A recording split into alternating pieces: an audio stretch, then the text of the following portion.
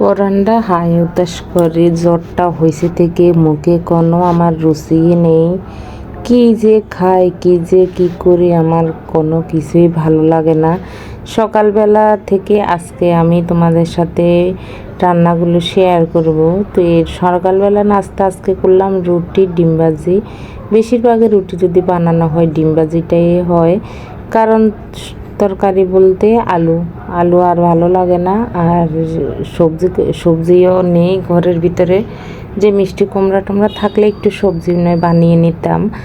তো যাই হোক, এই যে সকালে খাওয়া দাওয়া শেষ করার পরে সকালে যখন রুটি খেতে বসলাম তখনই বললাম সীমান্তর বাবাকে, ছোটো মাছ যদি পাও একটু নিয়ে এসো, আমার মুখে কোনো কিছুই রুচে না, খেতে ভালোই লাগে না, বড় মাছ তো ভালোই লাগে না। তুই যে দেখো সঙ্গে করে আবার পরে ছেলেকে নিয়ে গিয়ে এই যে ছোট ছোট কাচকি মাছগুলো নিয়ে আসছে। তো কাচকি বলো মলা বলো, তো এই এখন কেটে নিতেছি। সবগুলো কাটা তো সম্ভব না, যেগুলো আমি লাল ঝাঁকির ভিতরে নিলাম সেগুলা কেটে রান্না করব কচু দিয়ে। কচু বলতে ওই যে ঘাটি কচু বলে, যে সেগুলো একটু বড় বড় হয়েছিল।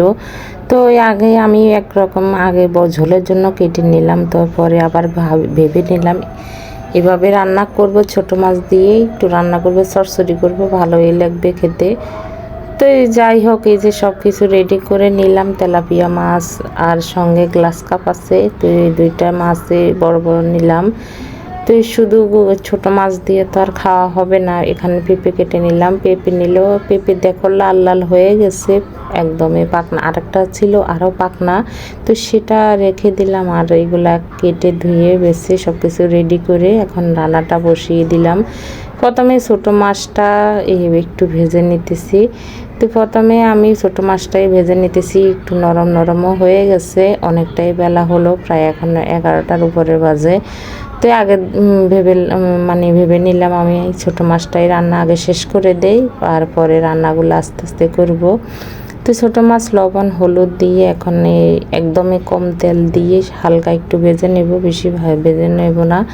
তো ওই পাশে ছিল আবার ভাতও তুলে দিলাম, যেহেতু রান্নাটা দেরি হলো, তো ভাতও এক পাশে বসিয়ে দিলাম। যদি কেউ খায়, ছেলে মেয়ে যদি খায় তাহলে ওরা খেতে পারবে।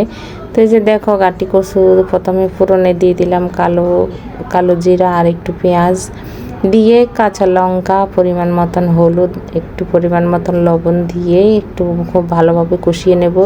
তো এই পাশে আমার জলও দেখো বলক আসছে, এখন চাল দিয়ে দিলাম। এবারে চালগুলো নিয়ে আসছে, ভিতরে নিচে আছে না অনেকখানি বালু, তো এই ছেঁকে ছেঁকে চালগুলো ধুতে হয়, অনেকটাই বিরক্তিকর লাগে। এবার এমন চাল নিয়ে আসে কি ভালোভাবে ছেঁকে যদি চালগুলো না ধোয়া হয় ভালো লাগে। তো এই যে দেখো আবার জল দিয়ে দিলাম, এই কচুর ভিতরে জল দিয়ে মাছগুলো দিয়ে এখন ঢাকনা দিয়ে ভাত হয়ে গেছে, ভাতের মারটুকু গেলে। তো বন্ধুরা, তোমরা যে বন্যার কবল মানুষদের, অসহায় মানুষদের জন্য অনেক অনেক তোমরা আশীর্বাদ দোয়া করবে, তারা যেন সবাই বেঁচে থাকে, সবাই যেন আশ্রয় পায়, এই কামনায় সবাই করবে। আর বেশি বেশি করে আমিও সেটাই করতেছি, কিছুই তো করতে পারছি না, শুধু ভগবানকে ডাকতেছি সবাই যেন খুব ভালো থাকে। কচু হয়ে গেছে। তো আজকের মতন রেসিপি এই পর্যন্ত, টাটা।